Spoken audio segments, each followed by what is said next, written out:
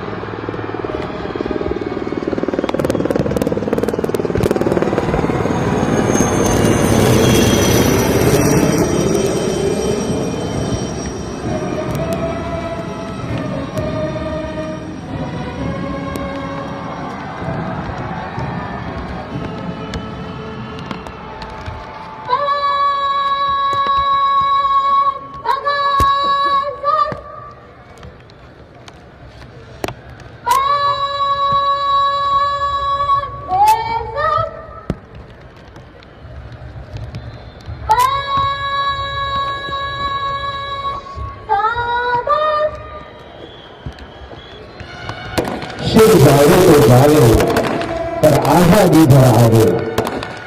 गोरा हाथों हिंद छोड़ना नाराओं देश आजादीना जंगમાં મગ્ન હતો તે નારાઓની ગોંગીને નિભાવે એ જ રાષ્ટ્રભક્તિથી આપણી રગતમાં જીવત છે અને સૌ સુધી આપણે માની રહ્યા છીએ. ગગનભેદી ઝંઝારાઓ હર્ષ ધ્વનિ વોલ્યુમ ફાયર દ્વારા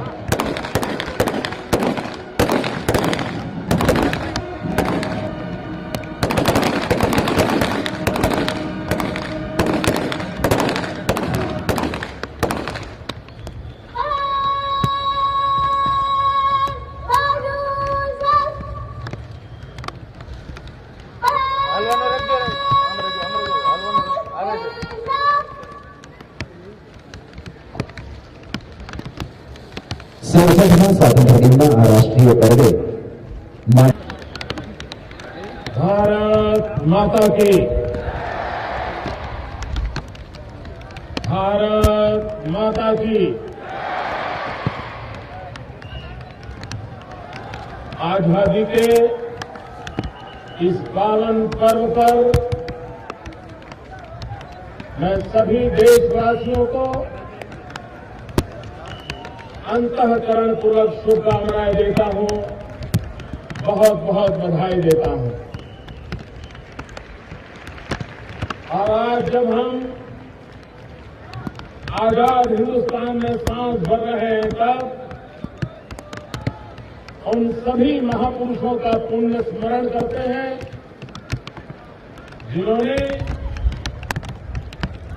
हमें आजादी दिलाने के लिए अपने जान की बाजी न्यौछावर कर दी, जिन्होंने जवानी जेल में खपा दी, जिन्होंने फांसी के तख्त पर जीना मरने का खेल खेला। आजादी के जंग की जब बात करते हैं तो गुजरात का मानसून आंखों पर उभर के आना बहुत स्वाभाविक है।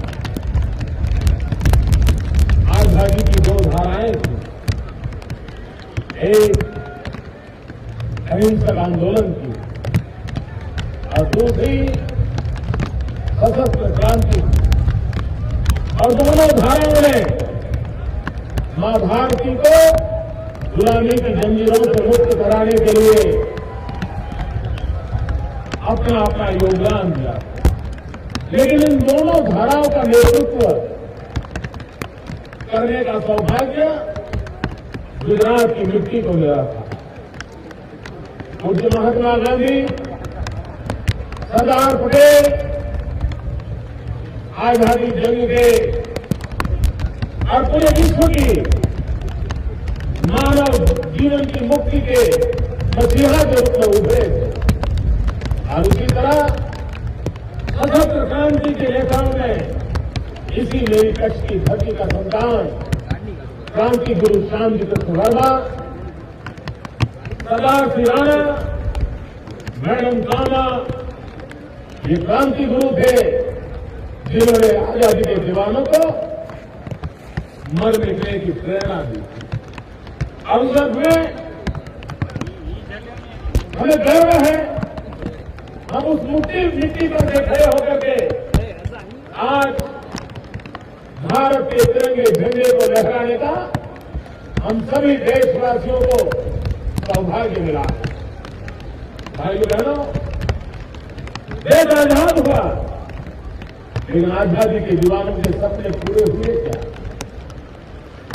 क्या अब भी हमें पूरी आजादी मिली है? ऐसा सच्चाई नहीं है कि आज भी हम मानसिक गुलामी के शिकार हैं। आज भी हमारी बीसीपी की सोच हमें आगे बढ़ने की ताकत नहीं देती है। क्या आज भी पिछले 60 साल से रटी रटाई बातें हम सुन के थक चुके हैं? क्या ये स्थगितता, ये स्टेटस मानसिकता उसने देश की प्रगति में रुकावट नहीं डाली? और इसलिए हम जब आजादी की सांस ले रहे हैं तब आजादी की सोच की भी जरूरत होती है। और देश को आज आजादी के इतने सालों के बाद इस बात की महसूस हो रही है कि हम कैसे इन गुलामी मानसिकता से मुक्ति पाए। भाइयों बहनों, मैं कल महामहिम राष्ट्रपति जी का भाषण सुन रहा था, उनका संदेश सुन रहा था, उनकी पीड़ा समझ में आती, उनका दर्द समझ में आता।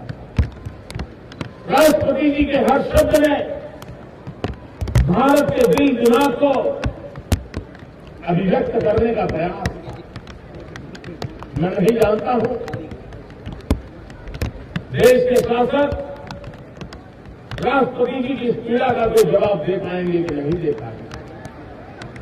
राष्ट्रपति जी ने कल कहा कि लोकतंत्र देश के अंदर आज हमारे विधानसभा, आज हमारे लोकसभा का सदन एक प्रकार से अखाड़ा बन गया है, युद्ध का मैदान बन गया है। उनकी चिंता वाजिब है, मैं उनकी चिंता से सहमत हूं, लेकिन सवाल यह उठता है कि विरोधी दल अपनी आवाज उठाने के लिए कोशिश करें, ये तो लोकतंत्र में समझ में आता है। लेकिन राष्ट्रपति की चिंता इस बात की है कि पहली बार देश में शासक दल स्वयं लोकसभा को चलने न दे, लोकसभा में रुकावट डाले, लोकसभा को अखाड़ा बना दे। जब सत्ता में बैठा हुआ दल ये करता है तब संकट बहुत गहरा हो जाता है। और इसलिए राष्ट्रपति जी, आपकी चिंता वाजिब है। हम सब ने मिलकर के, चाहे हम राज्य में हो, चाहे हम राष्ट्र में हो, हम सबका जिम्मा बनता है कि राष्ट्रपति जी की इस भावना का हम आदर करें और हम हमारे लोकतंत्र के मंदिर, विधानगृह हो, लोकतंत्र के मंदिर, हमारी संसद हो, उन सब की इज्जत को बनाए रखने के लिए हम यथोचित प्रयास करें। हमारे राष्ट्रपति जी ने कल ये बात भी दोहराई है, उन्होंने कहा है, पाकिस्तान का जिक्र करते हुए राष्ट्रपति जी ने कहा कि सहन शक्ति की भी सीमा होगी। राष्ट्रपति अपने स्तर पर एक बहुत ही गंभीर संकेत दिया।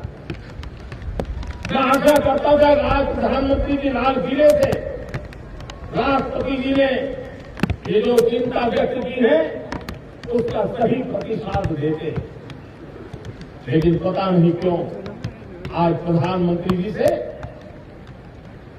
ये बात सुनने को न मिली। मैं ये तो मानता हूं कि इंटरनेशनल रिलेशन को देखते हुए, पड़ोसियों के संबंधों को देखते हुए किस भाषा का प्रयोग करना चाहिए, कैसे करना चाहिए, प्रधानमंत्री के स्तर पर क्या बोला जाना चाहिए, इस बात को मैं भली भांति समझता हूं। लेकिन हमारी सेना का हौसला बुलंद हो, हमारी सेना का आत्मविश्वास बुलंद हो, कम से कम प्रधानमंत्री के काम से इस भाषा की अपेक्षा ये देश करता है। देश के जवान मारे गए और तब जाकर के देश की सेना के मनोबल को एक शक्ति देने वाली बात होनी चाहिए। लाल किला पाकिस्तान को ललकारने की जगह है, ऐसा मैं नहीं मानता और नहीं हमने उसमें समय गंवाने की जरूरत है। लेकिन लाल किला हिंदुस्तान की सेना का मनोबल बढ़ाने का तो सर्वोत्तम जगह है, ये मेरा विश्वास है और देश की सेना का मनोबल बढ़ाना चाहिए।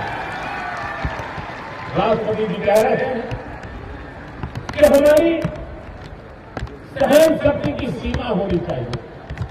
लेकिन राष्ट्रपति जी, इस सहन शक्ति की सीमा क्या होती है, ये बॉर्डर लाइन क्या होती है, इसका फैसला तो दिल्ली की सरकार को करता है। क्या कारण है कि हमारी सीमा क्या है, हम कब तक सहते रहेंगे, क्या इसकी तो व्याख्या होनी चाहिए। और सवाल सिर्फ पाकिस्तान का नहीं है, आज देश की सुरक्षा खतरे में है। चीन ने क्या किया, आजाद हिंदुस्तान के अंदर आज और सारा विश्व एक अलग मनोभाव से जी रहा है। सब चाइना आकर के हमारी सीमाओं पर आकर के डंगा डाले, हमारी भूमि पर घुस जाए, अपने मकसद प्रस्तावित करें और देश चुपचाप देखता है। और तब जाकर के सुरक्षा के सवाल खड़े होते। इटली के सैनिक आकर के केरल के हमारे मछुआरों को मार दें, तब जाकर के देश को चिंता होती है। पाकिस्तान की सेना के लोग आकर के हमारे सैनिकों के सर काट ले, तब हमें चिंता हो। पाकिस्तान की सेना के लोग आकर के हमारे जवानों को मौत के घाट उतार दें, तब जाकर के चिंता होती है। सीमा कौन सी है, वो सीमा व्याख्यायित होनी चाहिए। राष्ट्रपति जी, आपने जो चिंता जाहिर की है, उस चिंता के साथ मैं भी अपना स्वर मिलाता हूं। भारत के राष्ट्रपति जी ने करप्शन के लिए बहुत ही गहरी चिंता व्यक्त की। भ्रष्टाचार के खिलाफ राष्ट्रपति जी ने कल अपना दर्द प्रस्तुत किया। आज अच्छा होता कि लाल किले पर से भी भ्रष्टाचार के संबंध में कोई बात आती। प्रधानमंत्री जी, राष्ट्रपति जी की भावना का आदर करना सबसे पहला दायित्व आपका बनता है, लेकिन वो आज नहीं हुआ।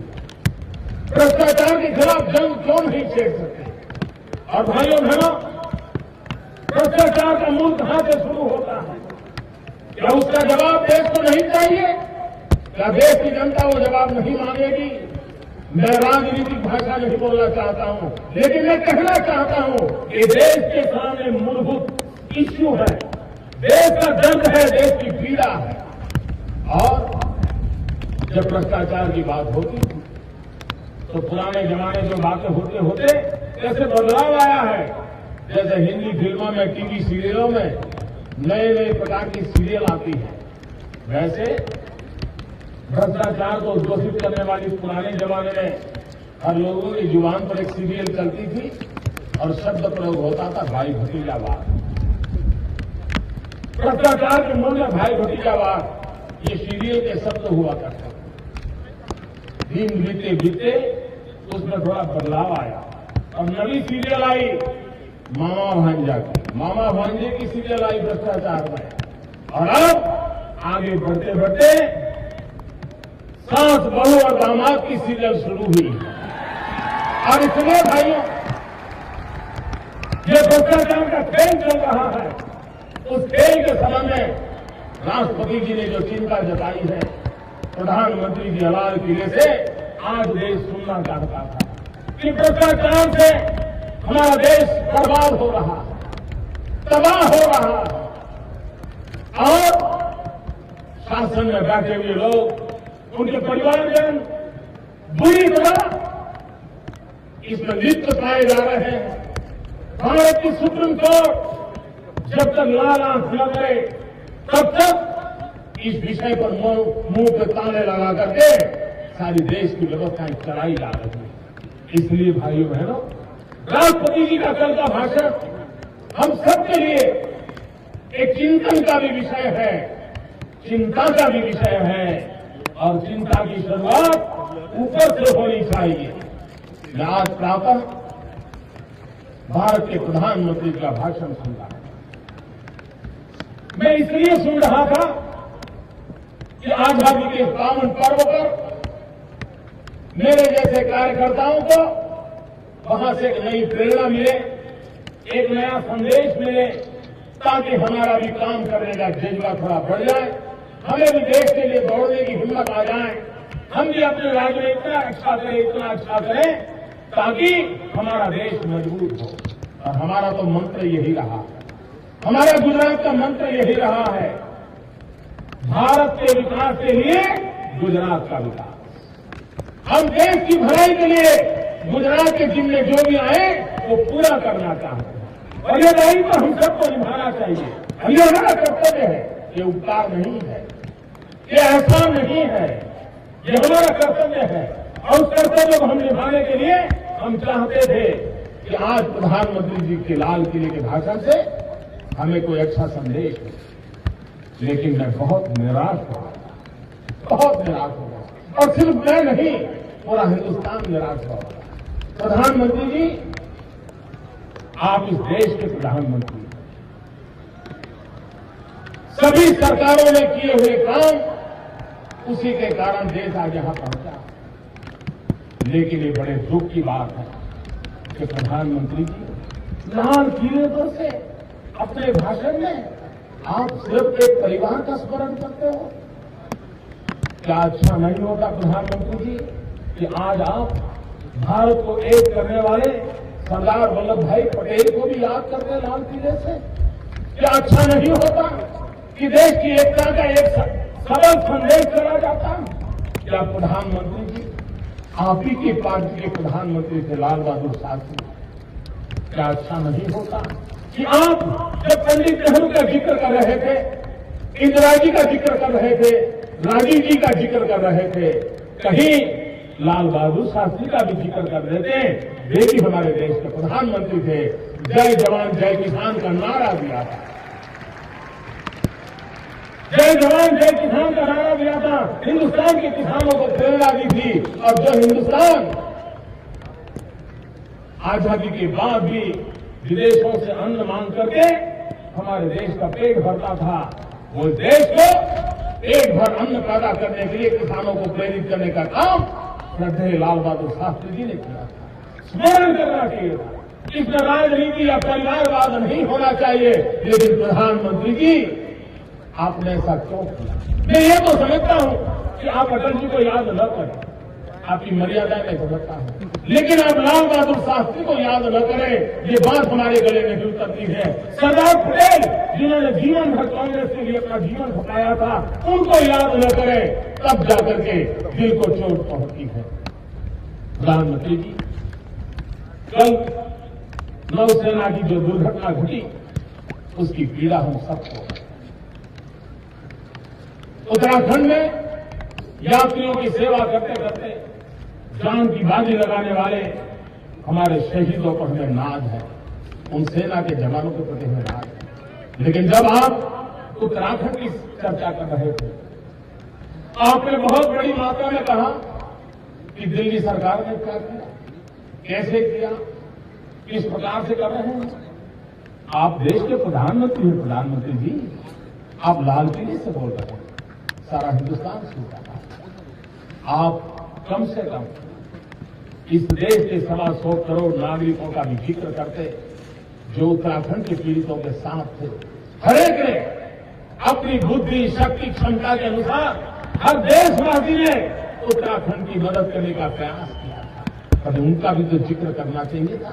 इतना ही नहीं, हिंदुस्तान की सभी सरकारें, मैं गुजरात की बात नहीं कर रहा, हिंदुस्तान की सभी सरकारें, चाहे केरल हो, तमिलनाडु हो, नॉर्थ ईस्ट हो, सभी सरकारों ने उत्तराखंड की मदद के लिए अपनी शक्ति जमाने की कोशिश की।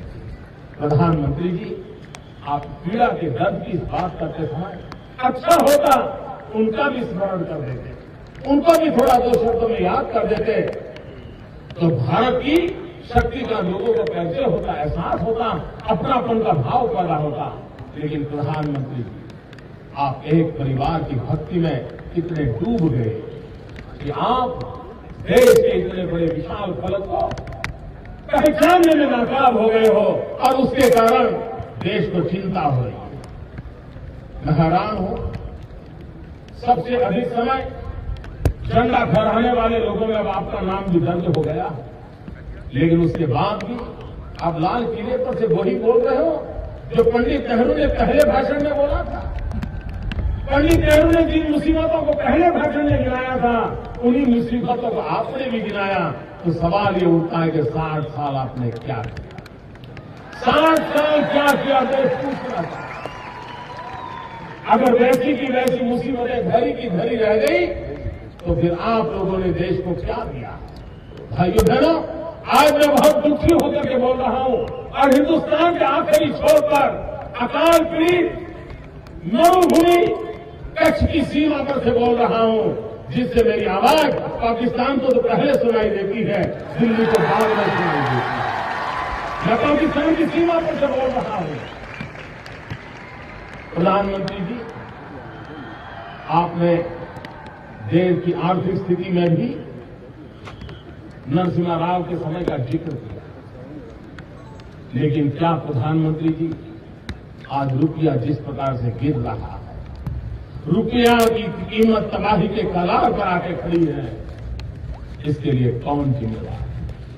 मान लो आज के अवसर पर जिम्मेवारी तय न भी करें, लेकिन कम से कम देश को आप बताते कि रुपया ताकतवर कैसे बनेगा, कौन से आर्थिक कदम उठाए जाएंगे। इसके बजाय आपने क्या कहा, ये वैश्विक मंदी का दौर है और वैश्विक मंदी का दौर है, इसलिए हिंदुस्तान भी उससे अछूता नहीं रह सकता है। प्रधानमंत्री जी, हिंदुस्तान का कोई राज्य अगर प्रगति न कर पाए, उसको किसी क्षेत्र में रुकावट हो, संकट हो, आगे बढ़ न पाता हो, और वो राज्य अगर कहे कि दिल्ली का संकट हमें भी झेलना पड़ता है, तो आप मानने के लिए तैयार हैं? राज्यों की जैसे हिंदुस्तान की विकास यात्रा में रुकावट, वैश्विक मंदी अगर आपको कारण लगता है, तो हिंदुस्तान के राज्यों की विकास की यात्रा के रुकावट में भी आपकी नीतियां जिम्मेवार है। भाइयों बहनों, देश परेशान, फूड सिक्योरिटी बिल की चाल चर्चा कर रहे हैं प्रधानमंत्री जी। मैंने आपको चिट्ठी लिखी है, काश अच्छा होता आज देश को आप अपना व्यू पॉइंट समझाते। मैंने प्रधानमंत्री को चिट्ठी लिखी है कि फूड सिक्योरिटी बिल में बहुत कमियां हैं, उसको सुधार करने की आवश्यकता है। हमने बिल का विरोध नहीं किया, गरीब की थाली में रोटी जाए ये हमारे लिए भी उतना ही महत्वपूर्ण है, लेकिन उसकी जो कमियां हैं, उस कमियों को दूर करने का आपका दायित्व होता है। आप उसकी चर्चा करने को तैयार नहीं हो। गरीब की थाली में रोटी परसने के बजाय दिल्ली की सरकार में बैठे हुए लोग खाली थाली में, गरीब की खाली थाली में नमक छिड़कते जा रहे हैं, एसिड छिड़कते जा रहे हैं। कोई कहता है 5 रुपये में खाना मिल जाता है, कोई कहता है 12 रुपये में खाना मिल जाता है, और इतने विश्वास के साथ बोल रहे हैं कि बस वही घर के बाहर निकलते ही मिल जाएगा। और प्रधानमंत्री जी, हमने आपको सवाल पूछा कि आपके फूड सिक्योरिटी बिल के कारण जो आज हिंदुस्तान के अंदर अंत्योदय अन्न योजना के कारण सबसे गरीबों को जो लाभ मिल रहा है, क्या उसमें कोई नया फायदा होने वाला है? भाइयों बहनों, मैं बताता हूं, आज पूरा हिंदुस्तान, सभी राज्य अपनी तिजोरी से 2 रुपये किलो गेहूं, 3 रुपये किलो चावल सभी राज्यों में गरीबों को देती है, सब सरकारें देती है। तो आपका कानून क्या नया लेके आया? इतना ही नहीं, अंत्योदय अन्न योजना में आपका कानून किसी भी प्रकार से न संख्या में वृद्धि करता है, न जत्थे में वृद्धि करता है, न उसकी कीमत में कटौती करता है। और फिर आप कहते हैं गरीब के लिए फूड सिक्योरिटी लाए। इतना ही नहीं, बीपीएल परिवार, आपने बीपीएल परिवार में जो नियम लागू किया है, ये तो सामान्य समझ का विषय है। मेरे देशवासी सुन रहे हैं लालन कॉलेज के इस मैदान को, हिंदुस्तान की सीमा पर खड़े हुए जिले को सुन रहा है देश। और मैं कहना चाहता हूं, सामान्य नियम यह है कि जब आप किसी भी योजना को लागू करते हैं तो लाभार्थियों के पैरामीटर तय होते हैं। इसलिए लाभार्थी कौन होता है उसका, उसके आधार तय होते हैं। उसके बाद सर्वे होता है, सर्वे होने के बाद संख्या तय होती है, संख्या के अनुपात में व्यवस्थाएं खड़ी की जाती हैं, बजट बनाया जाता है।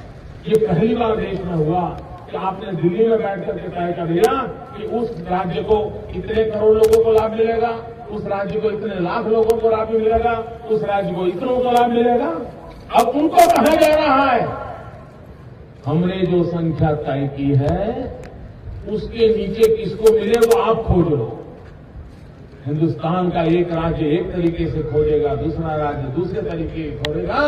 समानता का जो हक मिला है संविधान में, उसी को आपने नकार दिया है। और मुझे चिंता है कहीं ये फूड सिक्योरिटी बिल कानूनी दायरे में फंस जाए और गरीब के फंसाई में से फिर एक बार संकट पैदा हो जाए, ऐसा आप काम कर रहे हैं। इतना ही नहीं भाइयों बहनों, आपको हैरानी होगी, आज गुजरात में बीपीएल परिवार को 35 किलो अन्न मिलता है, फूड सिक्योरिटी के बाद वो 35 का 25 हो जाएगा। मुझे बताइए, ये थाली भरने का कार्यक्रम है, ये थाली खाली करने का कार्यक्रम?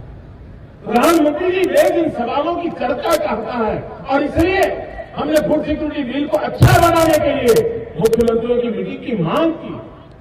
आपको गरीब की चिंता होती तो मुख्यमंत्रियों की मीटिंग बुलाते, उसकी कमियां दूर करते, कमियां दूर करके गए, गरीब को अधिक लाभ कैसे मिले इसके लिए कोई एक फूल व्यवस्था हम कहीं करते। इतना ही नहीं भाई, एक ऐसी कमाल की है दिल्ली के कानून ने, उन्होंने कहा है अगर देश में अकाल हुआ हो, अन्न की पैदावार कम हुई हो और राज्यों को अन्न की जरूरत होगी तो भारत सरकार अन्न नहीं देगा, वो बदले में सिर्फ पैसे दे देगा। ये राज्य का काम होगा तो दुनिया में कहीं से भी अन्न जुटा करके ले आए। अरे प्रधानमंत्री जी, एक्सपोर्ट इंपोर्ट पूरी तरह आपके हाथ में, राज्य बेचारा कहां जाएगा?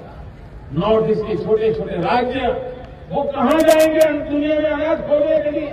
उनको चावल चाहिए तो दुनिया के किस देश में जाएंगे? ये भारत सरकार की जिम्मेवारी होनी चाहिए। अगर अन्न की अछत हो तो राज्यों को विदेशों से अन्न ला करके पहुंचाना ये प्रधानमंत्री दिल्ली का सरकार का दायित्व होना चाहिए। ये राज्यों पर थोप करके लोगों को भूखे रखने का काम नहीं होना चाहिए। भाइयों बहनों, छोटे छोटे विषय हैं, लेकिन देश आप देखिए महंगाई में किस प्रकार से डूब रहा है, महंगाई ने किस प्रकार से देश को परेशान किया है। गरीब के घर में रात को चूल्हा नहीं जल रहा है, गरीब की मां बेटे को शांत रखने के लिए रात रात रोती रहती है। क्या प्रधानमंत्री की आजादी के इतने सालों के बाद गरीब रात को खाना खा के सो जाए, इतना प्रबंध करना हम सबका दायित्व है कि नहीं? इस दायित्व को हमें निभाना चाहिए कि नहीं निभाना चाहिए? हम उस काम को नहीं कर रहे हैं। प्रधानमंत्री जी, आज मैं सभी मीडिया चैनलों का एक बात सुनकर के हैरान था।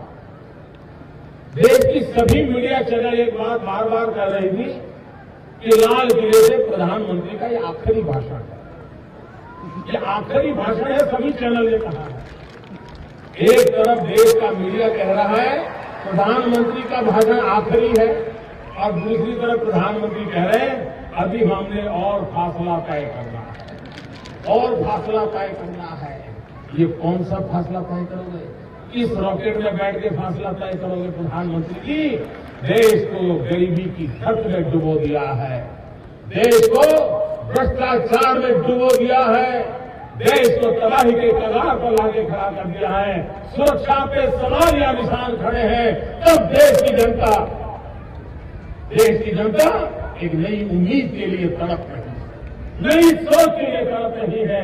और जब आजादी का जश्न मना रहे हैं तब हम सबके लिए आवश्यक है हम संकल्प करें, हम भारत को जैसे भारत को अंग्रेजों से मुक्त कराया वैसे हम भारत को भ्रष्टाचार से मुक्त कराएंगे।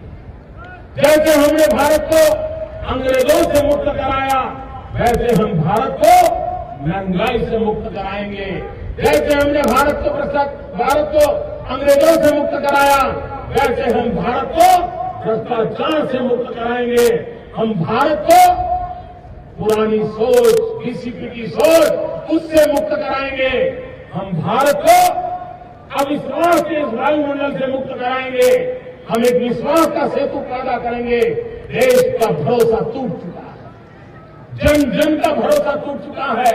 उस जन जन के भरोसे को फिर से एक बार जगाने के लिए देश की जनता को भरोसा पैदा हो, ऐसे कुछ ठोस कदम उठाए। भाइयों बहनों, देश को भाई भतीजेवाद से मुक्ति चाहिए, देश को शासकों के अहंकार से मुक्ति चाहिए, देश को परिवारवाद से मुक्ति चाहिए, देश को असुरक्षा की भावना से मुक्ति चाहिए, देश को अशिक्षा और अंधश्रद्धा से मुक्ति चाहिए। और उसी लिए हम सबने मिलकर के इन फासलों को तेजी से दूर करना है। ये फासले शायद जनता को नए फैसले लेने के लिए मजबूर करने वाले हैं। देश की जनता नए फैसले करने के लिए मजबूर हो जाएगी, क्योंकि इन फासलों की बातों में अब उसका भरोसा नहीं रहा। भाइयों बहनों, आज गुजरात ने विकास की यात्रा में कदम उठाए।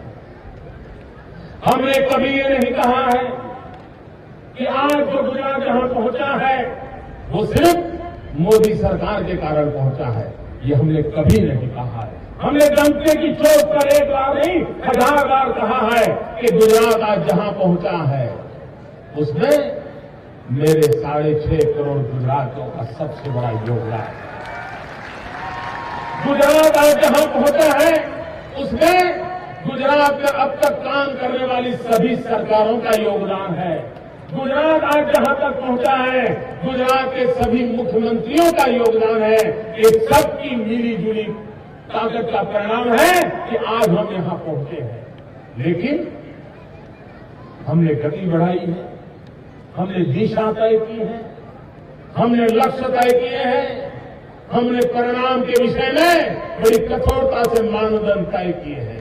और उसी का परिणाम है कि आज देश में सबसे कम बेरोजगार अगर किसी राज्य में है तो भारत सरकार की खुद की डिपार्टमेंट की सोच कहती है कि हिंदुस्तान में सबसे कम बेरोजगार किसी राज्य में है तो उस राज्य का नाम गुजरात है। प्रधानमंत्री जी, आपकी सरकार ने कई अवार्ड दिए हैं, स्वयं प्रधानमंत्री जी आपने अवार्ड दिया। मैं प्रधानमंत्री जी से कहना चाहता हूं, क्या कारण है कि सर्वाधिक अवार्ड हिंदुस्तान में उन सरकारों को मिल रहे हैं जिन सरकारें हमारे आपके दल को पसंद नहीं, चाहे मध्य प्रदेश की सरकार हो, चाहे छत्तीसगढ़ की सरकार हो, पिछले दिनों जो सरकार अभी चुनाव में हार गई वो कर्नाटक की सरकार हो, चाहे शिक्षा क्षेत्र में हिमाचल की सरकार हो, और गुजरात का तो नाम हर बार आता है। और इसलिए मैं कहना चाहता हूं, प्रधानमंत्री जी, आज देश के आखिरी छोर में बैठे हुए व्यक्ति को हमारी योजनाओं का लाभ कैसे मिले, इस पर गंभीरता से सोचने की आवश्यकता है। इस देश में श्रीमती इंदिरा गांधी जी के जमाने से गरीबों की सहायता के लिए पेन प्रोग्राम चलता है, 20 बुद्धा का कार्यक्रम चलता है और भारत सरकार उसका मॉनिटरिंग करती है। और पहले हर 6 महीने में इसका रिपोर्ट निकलता था। इस राज्य ने गरीबों की भलाई के लिए कितना परफॉर्मेंस किया, इसका सारा खाका निकलता था और देश के सामने रखा जाता था। लेकिन जब मैंने इस खाके का अभ्यास किया तो ध्यान में आया कि कांग्रेस और कांग्रेस के मित्र राज्यों की सरकारें श्रीमती इंदिरा गांधी के गरीबी के भलाई के 20 पॉइंट के कार्यक्रम को लागू करने में विफल रही और सिर्फ भारतीय जनता पार्टी और उसके साथी दलों के द्वारा चली हुई सरकारें 20 मुद्दों के अमलीकरण में, गरीबों की भलाई के लिए जो काम करना चाहिए उस काम में आज हिंदुस्तान में सबसे अधिक सफल काम किया है। पहले 1 से 5 में बड़ी सरकारें आती है, प्रधानमंत्री जी आप जिनको प्रेम करते हैं वो सरकारें उसमें नहीं आती। और जब ये बात ध्यान में आई तो आपने सुधार करने का रास्ता नहीं खोजा, गलतियां कम करने का रास्ता नहीं खोजा। आपने क्या सोचा? आपने ये सोचा कि अब इसका मॉनिटरिंग नहीं होगा, अब इसका खाका घोषित नहीं किया जाएगा और ये रैंक नहीं दिए जाएंगे क्योंकि छुपाया जाएगा। अगर देश को पता चल जाए कि गरीबों की भलाई के लिए काम करने वाली सरकारें और है और गरीबों की भलाई में उदासीनता रखने वाली सरकारें और है तो आपके लिए संकट पैदा होगा। इसलिए आपने नियम बदल दिए। खेल के मैदान में आने के बाद खेल के नियम बदल देते हो। प्रधानमंत्री जी आज तो देश की मांग है, आओ हम स्पर्धा करें, हम स्पर्धा करें। प्रधानमंत्री जी देश जब तिरंगा झंडा लहरा रहा है तब आपकी एक ब्रिगेड सिर्फ कंप्यूटर पर जाके बैठी, तिरंगे झंडे को सलाम करने के लिए उनको समय नहीं है, वंदे मातरम जनगण मन गाने के लिए समय नहीं है, लेकिन वो कंप्यूटर बैठ करके मोदी को गालियां कैसे दी जाए इसी में व्यस्त है। अरे कम से कम आजादी के पर्व पर तो तिरंगे झंडे के सामने सब झुका देते हैं। कम से कम आज वंदे मातरम जनगण मन का गान करके एक नई प्रेरणा लेकर के चलते, लेकिन उनके लिए मोदी से बाहर कोई दुनिया ही नहीं, उनकी दुनिया मोदी में सिमट गई और इसलिए पीड़ा हो। प्रधानमंत्री जी मैं आह्वान करता हूं, आइए, इतना बड़ा हिंदुस्तान का कारोबार आपके पास है, हम एक छोटे से राज्य का कारोबार चलाते हैं। आइए गुजरात और दिल्ली की स्पर्धा हो जाए, विकास की स्पर्धा हो। आप विकास के क्षेत्र में क्या कर रहे हैं, हम विकास के क्षेत्र में क्या कर रहे हैं। हमारी कमियां भी बाहर आए, आपकी अच्छाइयां भले बाहर आए, लेकिन देश में तंदुरुस्त माहौल बनेगा, विकास की चर्चा होगी। कौन राज्य पीछे रह गया, कौन इलाका पीछे रह गया, उस पर हमारा ध्यान केंद्रित होगा। आज आजादी के इतने वर्षों के बाद सबसे अधिक अगर स्पर्धा करने की आवश्यकता है तो स्पर्धा करने की आवश्यकता है। हमारी नजरें प्रक्रिया बदलनी पड़ती है। कभी कभी तो मैं कहता हूं हिंदू परंपरा में अगर कोई व्यक्ति 4 धाम की यात्रा करता है तो उसे मोक्ष मिल जाता है, उसे मोक्ष मिल जाता है। लेकिन सरकार का कारोबार ऐसा है कि फाइल बिचारी 35, 40 यात्राओं धामों का यात्रा करें, 40 टेबल पे जाएं, उसके बाद भी उस फाइल का मोक्ष नहीं होता है। क्या हम व्यवस्थाएं नहीं बदल सकते? मैं ये नहीं कहता हूं कि मेरा सब तो रहा है, लेकिन हम करने का प्रयास कर रहे हैं, हम सही दिशा में जाने की कोशिश कर रहे हैं। और मुझे विश्वास है प्रधानमंत्री जी, कमियां हर व्यवस्था में होती हैं, लेकिन कमियां सोच में नहीं होनी चाहिए। कमियां हर काम में होती हैं, लेकिन कमियां इरादों में नहीं होनी चाहिए।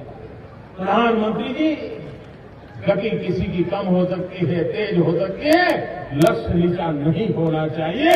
और इसलिए ये देश का नौजवान तड़प रहा है, हिंदुस्तान का नौजवान बेरोजगार है। हम कई वर्षों से ढूंढ रहे हैं 21वीं सदी आ रही है, 21वीं सदी आ रही है, आ गई, पहला दशक चला गया, क्या हुआ? जब अटल बिहारी वाजपेयी लाल कृष्ण आडवाणी के शासन काल था, उस समय देश पूरे विश्व में हिंदुस्तानियों के मन में एक भाव जगा था कि अब देश चल पड़ा है, अब देश उठ खड़ा हुआ है। अब हम 21वीं सदी में नई ऊंचाइयों को पार करेंगे, ये विश्वास पैदा हुआ था। लेकिन 2004 के बाद वो विश्वास टूट गया। अब तो गड्ढे में से बाहर कैसे निकले, इसके लिए देश छटपटा रहा था। 10 साल के भीतर भीतर इतना बड़ा गड्ढा हो गया है कि देश कैसे बाहर निकले, ये चिंता का विषय हुआ। और तब जाकर के प्रधानमंत्री जी ये देश कहना चाहता था कि राष्ट्र को विकास की नई ऊंचाइयों पर ले जाने के लिए 125 करोड़ देशवासियों में जज्बा पैदा करना पड़ेगा। यह देश राज्यों के विकास के लिए देश विकास नहीं कर पाएगा। हिंदुस्तान जब राज्य ताकतवर बनेंगे, हमारे राज्यों के सारे पिलर मजबूत बनेंगे, हर राज्य सामर्थ्यवान होगा, तब हिंदुस्तान सामर्थ्यवान होगा। अगर एक आदमी राज्य दुर्बल रहा तो हिंदुस्तान कभी सामर्थ्यवान नहीं हो सकता है। और इसलिए आपकी सोच, आपका विचार ये हिंदुस्तान के हर राज्यों को मजबूत बनाने वाला होना चाहिए। भारत के संघीय ढांचे का सम्मान करना चाहिए।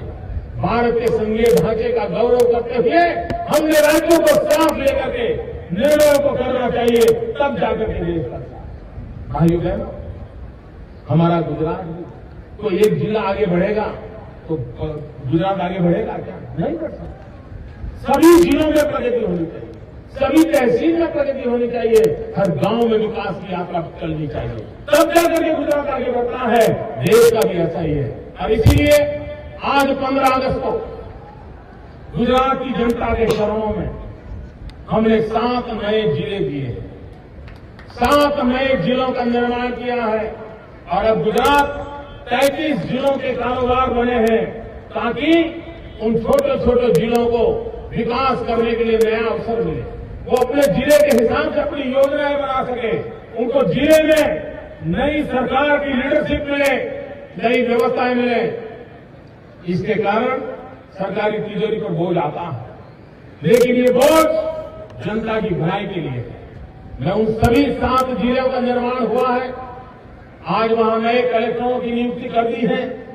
नए कलेक्टरों ने आज वहां झंडा भी फहराने वाले हैं। मैं उन सभी 7 जिलों को आज 15 अगस्त के पावन पर्व पर बहुत बहुत शुभकामनाएं देता हूं। और ये भले नए जिले होंगे, लेकिन पुराने जिलों से भी तेज गति से आगे बढ़ जाएंगे, ऐसी मुझे पूरी श्रद्धा है, पूरा विश्वास है। भाइयों बहनों, हमने गरीबों की भलाई करनी है तो हमारे आदिवासियों की चिंता करनी होगी, समुद्र तट पर बैठे हुए हमारे मछुआरों की चिंता करनी होगी, बढ़ता हुआ शहरी रखना, हमारे शहरी गरीबों की भलाई की चिंता करनी होगी। और गरीबी के खिलाफ लड़ना है तो शिक्षा पे बल देना पड़ेगा, रोजगार पे बल देना पड़ेगा, स्वास्थ्य की चिंता करनी पड़ेगी। हम इन्हीं बातों को लेकर के आज चल रहे हैं। आज मैं कहना चाहता हूं, गुजरात ने जो विकास का मॉडल अपनाया है, उस विकास के मॉडल में 3 बातों पर हमने विशेष रूप से बल दिया है। हमने 1/3 कृषि क्षेत्र पर बल दिया है, 1/3 मैन्युफैक्चरिंग सेक्टर पर बल दिया है और 1/3 सेवा क्षेत्र पर बल दिया है। और हम एक संतुलित विकास के लिए, एक इंक्लूसिव ग्रोथ के लिए, समाज के हर तबके को जोड़ने के लिए जिस काम में आगे बढ़े हैं, उस काम को हम और आगे तेजी से बढ़ाना चाहते हैं। गुजरात ने शिक्षा के क्षेत्र में, प्रधानमंत्री जी, मैं आज हैरान था, आप लाल किले से यूनिवर्सिटियों की संख्या गिना रहे थे। हो सकता है किसी डिपार्टमेंट के लिए आपको ज्यादा बोलने की जरूरत होगी, किसी डिपार्टमेंट के लिए आपको ज्यादा बोलने की जरूरत भी होगी, शायद मजबूरी होगी। लेकिन प्रधानमंत्री जी, 11 आपके 10 साल हुए हैं। मेरे यहां गुजरात में 2001-2 के पहले 11 यूनिवर्सिटी थी। आज गुजरात में 42 यूनिवर्सिटी काम रही है। प्रधानमंत्री जी 10 साल में 42 यूनिवर्सिटी बना दी। प्रधानमंत्री जी, विकास की नई ऊंचाइयों को पार करने का काम हमने किया है, शिक्षा के क्षेत्र में काम किया। ये गुजरात पहला राज्य है जिसने सरकारी प्राथमिक शाला में गुणोत्सव करके सरकार की प्राथमिक शालाओं का ग्रेडेशन किया। हमारे यहां बिजनेस स्कूल के ग्रेजुएशन होते हैं, इंजीनियरिंग कॉलेज के ग्रेजुएशन होते हैं, लेकिन गुजरात अकेला राज्य है जहां सरकार की प्राथमिक शाला जो जंगलों में है, गरीबों के बीच में है, आदिवासी क्षेत्रों में है, और उनमें ए ग्रेड की स्कूल, बी ग्रेड की स्कूल, सी ग्रेड की स्कूल, इसका ग्रेजुएशन किया है। और उसमें सुधार के लिए एक हमने लंबी योजना बनाई। प्रधानमंत्री जी, गुजरात में रोजगार के नए क्षेत्रों को हमें बल दिया। आपको जब जानकारी होगी भाइयों बहनों, खुशी होगी मेरे गुजरात के भाइयों बहनों, गुजरात सरकार में कुल मुलाजिम की संख्या, गवर्नमेंट सर्वेंट की संख्या करीब करीब 5 लाख है।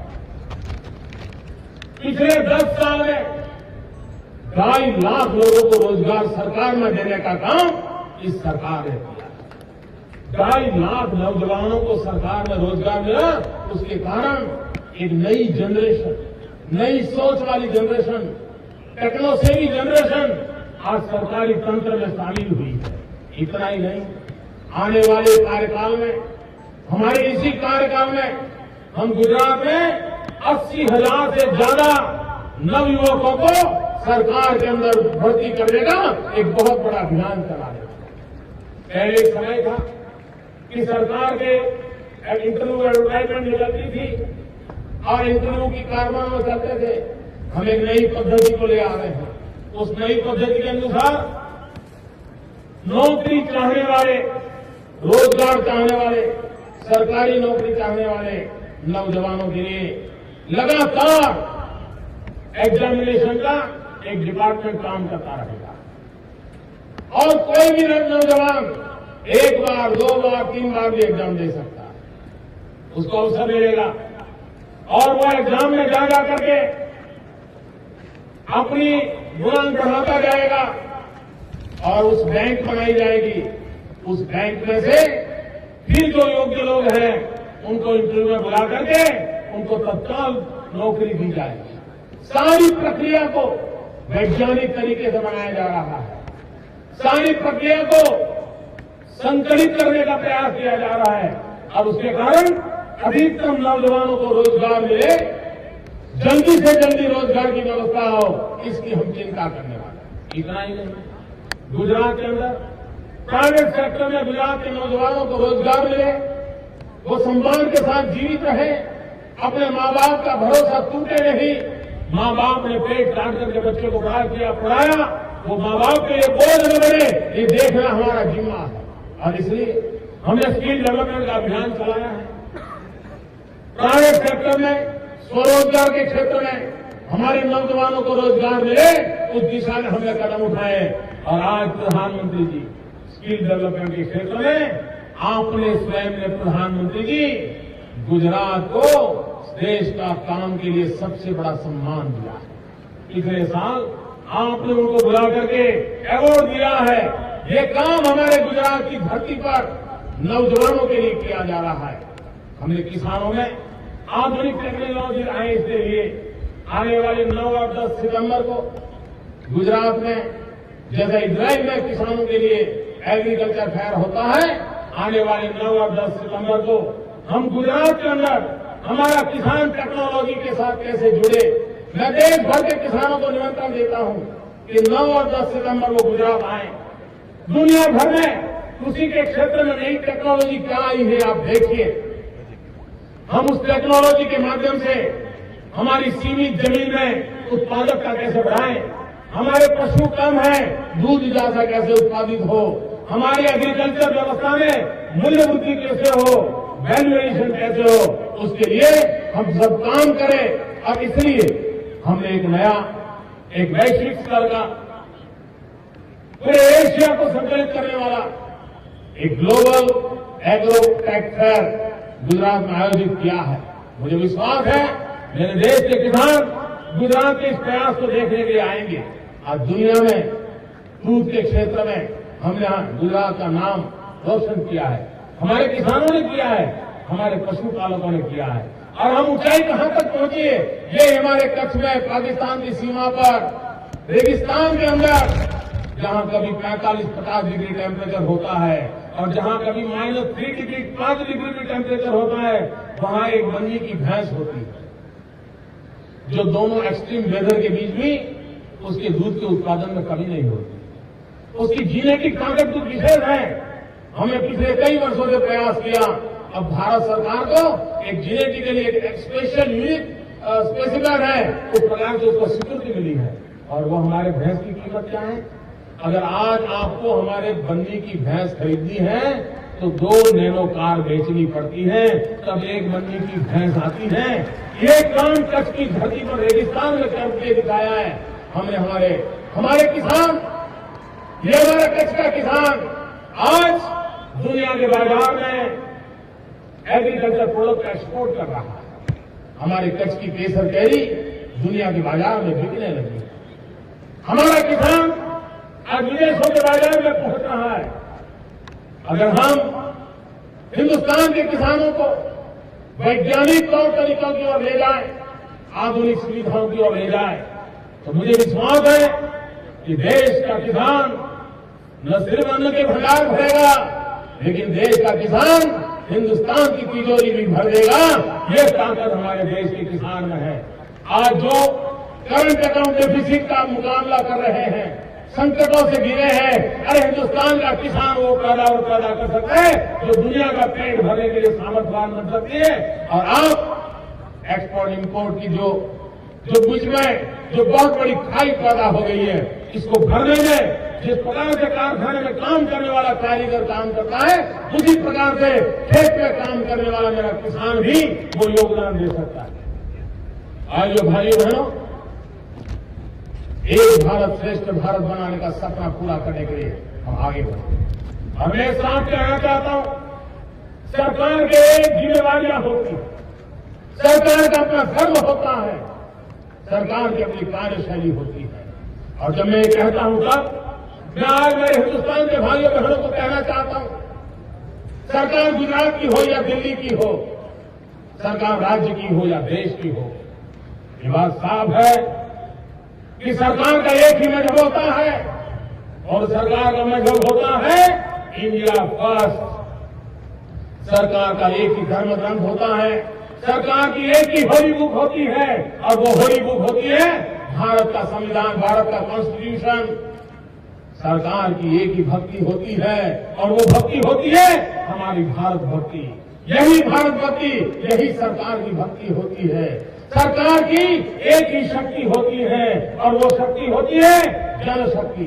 125 करोड़ देशवासियों की जनशक्ति ये देश की शक्ति होती है। सरकार की एक ही पूजा होती है और वो पूजा होती है 125 करोड़ देशवासियों की भलाई। सरकार की यही पूजा होती है 125 करोड़ देशवासियों की भलाई। सरकार की एक ही कार्यशैली होती है, सरकार की एक ही पूजा पद्धति होती है और वो पूजा पद्धति होती है सबका साथ, सबका विकास। सबको साथ देना होगा और सबकी भलाई के लिए आगे बढ़ना होगा। इसी मंत्र को लेकर के गुजरात ने विकास की यात्रा में अपनी कदम रखे हैं। हम गुजरात की भलाई के लिए और पूरी शक्ति के साथ आगे बढ़ना चाहते हैं। ईश्वर के आशीर्वाद बने रहे। जनता जनार्दन ईश्वर का रूप है, जनता जनार्दन के आशीर्वाद बने रहे। और इस वर्ष परमात्मा ने भी कृपा की। कच्छ में भी देर से सही लेकिन बारिश ने अपनी वर्षा की है। आइए हम हिंदुस्तान को हरा भरा बनाएं, हिंदुस्तान की गरीब की थाली को हरी भरी बनाएं, हिंदुस्तान की तिजोरी को हरी भरी बनाएं, हिंदुस्तान के हर सपनों को हरा भरा करके हम भारत मां की आजादी के लिए लड़ने वाले उन सभी शहीदों को सच्ची श्रद्धांजलि दें। इसी एक अपेक्षा के साथ मेरे साथ बोले, भारत माता की, पूरी ताकत से बोलेंगे, भारत माता की, भारत माता की, वंदे वंदे वंदे।